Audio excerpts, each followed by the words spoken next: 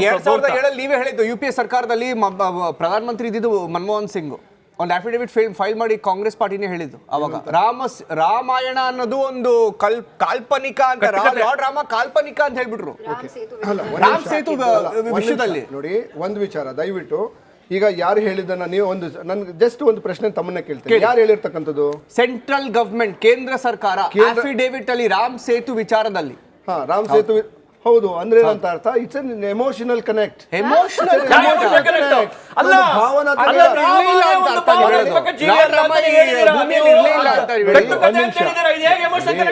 ಒಂದ್ ನಿಮಿಷ, ನಾನು ಕಟ್ಟುಕತೆ ಅಂತ ಹೇಳಿದ್ರೆ ನಾನು ರಾಮ ಭಕ್ತ ಹೇಗಾಗ್ತೀನಿ?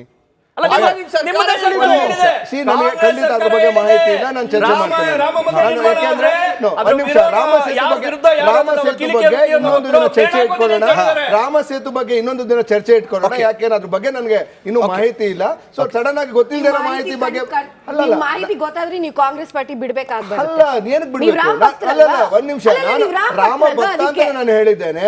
ನನ್ನ ಇಂದಿನ ಘಟನೆಗಳು, ನಾನು ಇವತ್ತಿನ ಚರ್ಚೆಗೆ ಬಂದಿರತಕ್ಕಂಥದ್ದು, ನಾನು ಈ ವಿಚಾರದಲ್ಲಿ ಚರ್ಚೆ ಮಾಡ್ತಾ ಇದ್ದೇನೆ. ನೀವ್ ಹೇಳ್ತಕ್ಕಂಥ ವಿಚಾರ ಇನ್ನೊಂದಿನ ಚರ್ಚೆ ಮಾಡೋಣ, ಅವಾಗ ತಗೊಳ್ಳಿ, ನಾಳೆನೇ ಇಟ್ಕೊಳ್ಳಿ, ಕರೀರಿ, ನಾನು ಅದು ಬರ್ತೇನೆ. ಈಗ ನಾನು ಸಡನ್ ಆಗಿ ವಿಚಾರಗಳು ಹೇಳಿದ್ರೆ ನನಗೆ ಮಾಹಿತಿ ಇಲ್ಲ. ಇವತ್ತಿನ ವಿಚಾರದಲ್ಲಿ ಸೆಕ್ಯೂರಿಟಿ ವಿಚಾರದಲ್ಲಿ ಮಾತಾಡಿದಾಗ ಮಾನ್ಯ ಯತೀಂದ್ರ ಅವರು ಹೇಳಿರ್ತಕ್ಕಂಥ ಸ್ಟೇಟ್ಮೆಂಟ್ ಅಲ್ಲಿ ಸಂವಿಧಾನಾತ್ಮಕವಾಗಿ ಏನಾದ್ರೂ ನೆಗೆಟಿವ್ ಇದೆಯಾ ಹೇಳಿ. ಇನ್ ಕೇಸ್ ಇದ್ರೆ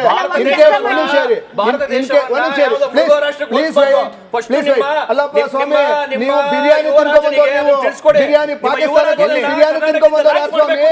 ಪಾಕಿಸ್ತಾನಕ್ಕೆ ಹೋಗಿ ಬಿರಿಯಾನಿ ತಿನ್ಕೊಂಡ್ಬಂದವ್ರು ಯಾರು? ಪಾಕಿಸ್ತಾನಕ್ಕೆ ಹೋಗಿ ಬಿರಿಯಾನಿ ತಿನ್ಕೊಂಡ್ಬಂದವ್ರು ಅವ್ರು ಪಾಕಿಸ್ತಾನಕ್ಕೆ ಬಿರಿಯಾನಿ ತಿನ್ಕೊಂಡ್ ಪ್ರಧಾನಮಂತ್ರಿ. ನೀವು ಅವ್ರಿಗೆ ಪಾಕಿಸ್ತಾನ ಇಲ್ಲಿ ಕರ್ಕೊಂಡ್ಬಂದು ಬಿರಿಯಾನಿ ಕೊಟ್ಟಲ್ಲ ನೀವು? ನಾವು ಬಿರಿಯಾನಿ ಕೊಟ್ಟಿಲ್ಲ, ನಾವು ಕೊಟ್ಟಿದ್ದೀವಿ. ನಾವು ಕಸಬು ಕೊಟ್ರಿ, ಅವನ್ನ ಕರ್ಕೊಂಬಂದ್ರಿ ಅಲ್ಲಿಂದ ಮುಷಾರಫ್ನ ಕರ್ಕೊಂಡು ಗಲಾಟೆ ಆದ ನಂತರ, ಇಷ್ಟೆಲ್ಲ ಗಲಾಟೆಗಳಾದ ನಂತರ ಹೋಗಿ ತಾವು ಬಿರಿಯಾನಿ ತಿನ್ಕೊಂಡ್ ಬಂದಿದ್ದೀರಾ ಅಂದ್ರೆ ನಿಮ್ಮ ಒಳ ಒಪ್ಪಂದಗಳೇನು? ಸಿರನ್ನು ತಗೊಂಡು ಈಗ ಅದನ್ನ ಹೇಳ್ತಾ ಇರೋದು. ಚರ್ಚೆ ಮಾಡ್ತಾ ಹೋದ್ರೆ ಜನಗಳು ಒಂದು ಡಿಬೇಟ್ ಅಂತಾನೆ ಒಂದು ಇದನ್ನ ಮೇಂಟೈನ್ ಮಾಡೋಣ, ಡೆಕೋರಮ್ ಇರ್ಲಿ. ಸೊ ನೀವು ರಾಮ್ ಸೇತು ಬಗ್ಗೆ ಹೇಗೆ ಓದ್ಕೊಂಡ್ ಬರ್ತಿರೋ ಹಾಗೆ ನಾವು ಓದ್ಕೊಂಡ್ ಬರ್ತಿಲ್ಲ ಸುರಭಿ. ಇವತ್ತು ನಾನು ಹೇಳ್ತಾ ಇರ್ತಕ್ಕಂಥದ್ದು ಅಲ್ಲ, 10 ನಿಮಿಷ ಚರ್ಚೆ ಮಾಡಕ್ಕಾಗಲ್ಲ ಅದನ್ನ.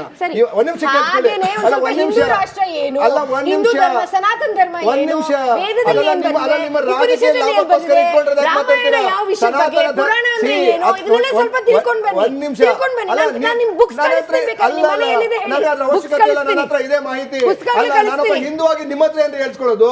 ನಿಮ್ಮ ಹತ್ರ ಏನ್ ಹೇಳ್ಸ್ಕೊಳ್ಬೇಕು ನಾನು?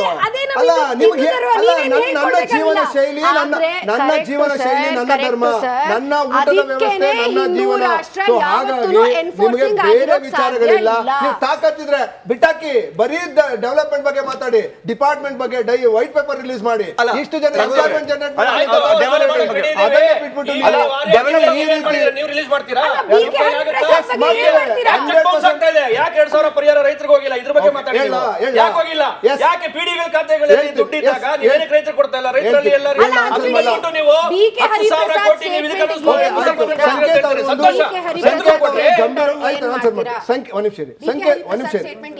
ಒಂದ್ ನಿಮಿಷ ಇರಿ.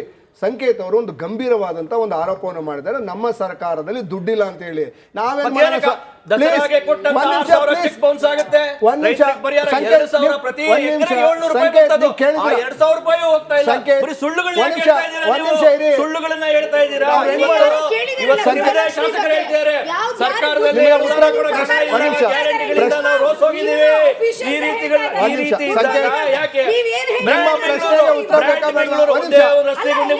ನಿಮ್ಮ ಪ್ರಶ್ನೆ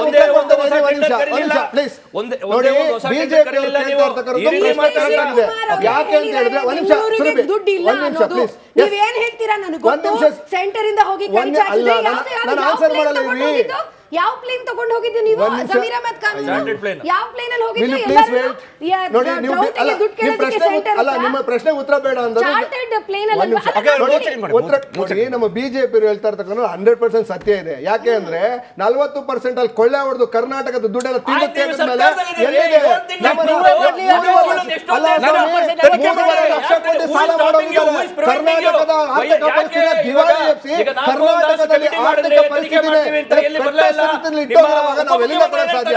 ನೀವು ಕರ್ನಾಟಕವನ್ನ ಹಾಳು ಮಾಡಿರ್ತಕ್ಕಂಥ ಒಂದು ಸರ್ಕಾರ ನಮ್ಮ ಕೇವಲ 6 ತಿಂಗಳಲ್ಲಿ ಎಲ್ಲಿಂದ ಬಂದ್ಬಿಡುತ್ತೆ? ಹಾಗಾಗಿ ಅದನ್ನ ಇವತ್ತಿನ ಕರ್ನಾಟಕದ ಸ್ಥಿತಿಗೆ ಬಿಜೆಪಿಯವರ ಕಾರಣ. 40% ಕಮಿಷನ್ ತಿಂದು ತೆಗೆತಕ್ಕಂಥ ಸಾಲದ ಸರ್ಕಾರ ಬಿಜೆಪಿ ಸರ್ಕಾರ. ಸೊ ಹಾಗಾಗಿ ನೀವು ಸಾಲ ಬಿಟ್ಟೋಗಿದ್ದೀರಿ, ನಾವು ಸರ್ಕಾರ ನಡೆಸ್ತಾ ಇದ್ವಿ. ಇವತ್ತು ನೀವು ಮಾಡೋ ಸಾಲದಲ್ಲಿ ನಾವು ಸರ್ಕಾರ ನೀವಿಬ್ರು ಮಾತಾಡಿದ್ರೆ ನಿಮ್ಗೆ ಏನಾದ್ರು ಅರ್ಥ ಆಯ್ತಾ? ಅಲ್ಲ, ಅವ್ರು ಮಾತಾಡಿದ್ರೆ ನಿಮ್ಗೆ ಏನಾದ್ರು ಕೇಳಿಸ್ತಾ? ಇವ್ರು ಮಾತಾಡಿದ್ರೆ ಇವ್ರಿಗೆ ಏನಾದ್ರು ಕೇಳಿಸ್ತಾ? ನಮ್ಮ ವೀಕ್ಷಕರಿಗೆ ಯಾರು ಅರ್ಥ ಆಗಂಗ ಯಾರು ಮಾತಾಡ್ತಾರೆ? ದಯವಿಟ್ಟು ಮತ್ತೆ ಸ್ಟಾಪ್ ಮಾಡಿಸಿ ಅವ್ರನ್ನ. ಈಗ ಅರ್ಥ ಆಗಂಗೆ ನೋಡಿ. ಇವತ್ತು ನೋಡಿ ನಮ್ಮ ಡಿಬೇಟ್ ವಿಚಾರ ಇಷ್ಟೇ. ನೇರವಾಗಿ ಪ್ರಶ್ನೆ ಕೇಳ್ತಾ ಇದೀನಿ. ಇವತ್ತು ಈ ಒಂದು ಸ್ಟೇಟ್ಮೆಂಟ್ ಆತಂಕಕಾರಿಯಾದಂತ ಸ್ಟೇಟ್ಮೆಂಟ್, ಆತಂಕ ಹುಟ್ಟಿಸೋದಕ್ಕೆ ಸ್ಟೇಟ್ಮೆಂಟ್ ಕೊಟ್ಟು ಸೆಂಟ್ರಲ್ ಇಂಟೆಲಿಜೆನ್ಸ್ ವೈಫಲ್ಯ, ಇಂಟೆಲಿಜೆನ್ಸ್ ವೈಫಲ್ಯ ಎಲ್ಲಾ ಘಟನೆಗಳಿಗೂ ಅವರೇ ಕಾರಣವಾಗಬಾರದು. ರಕ್ಷಣೆಯನ್ನ ಕೊಡಿ, ಅದಕ್ಕೆ ವಾರ್ನಿಂಗ್ ಮಾಡಿದ್ದಾರೆ, ಅದಕ್ಕೆ ಕೇಂದ್ರ ಸರ್ಕಾರ ನಾವು ಜವಾಬ್ದಾರಿ ತೆಗೆದುಕೊಳ್ತೀವಿ ಅಂತ ಹೇಳಿ ಅಷ್ಟೇನೆ ಆನ್ಸರ್ ಮಾಡೋದು ನಾನು. ಸರ್, ಈಗ ಆಯ್ತು, ಅವರು ಕೇಂದ್ರ ಸರ್ಕಾರದವರು ಒಪ್ಕೊಳ್ತಾರೆ, ಈಗ ಅವ್ರು ಕೇಳ್ತಾರೆ, ಬಿಜೆಪಿ ಕೇಳ್ತಾರೆ, ಇಲ್ಲಿಂದ ಕಳಿಸ್ಕೊಡೋದಕ್ಕೆ ನೀವು ರಕ್ಷಣೆ ಕೊಡೋ ಜವಾಬ್ದಾರಿ ನಮ್ದು.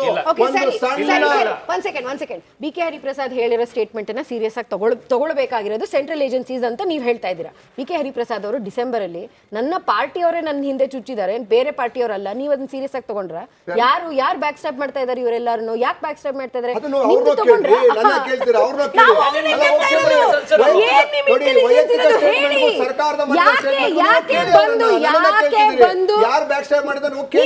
ಡಿಫೆಂಡ್ ಮಾಡ್ತಾ ಇದ್ದೀರಾ? ನೀವು ಯಾರ ಪರವಾಗಿ ಮಾತಾಡ್ತೀರಾ? ಕಾಂಗ್ರೆಸ್ ಪಾರ್ಟಿಯ ಸರ್ಕಾರ ಪರವಾಗಿ.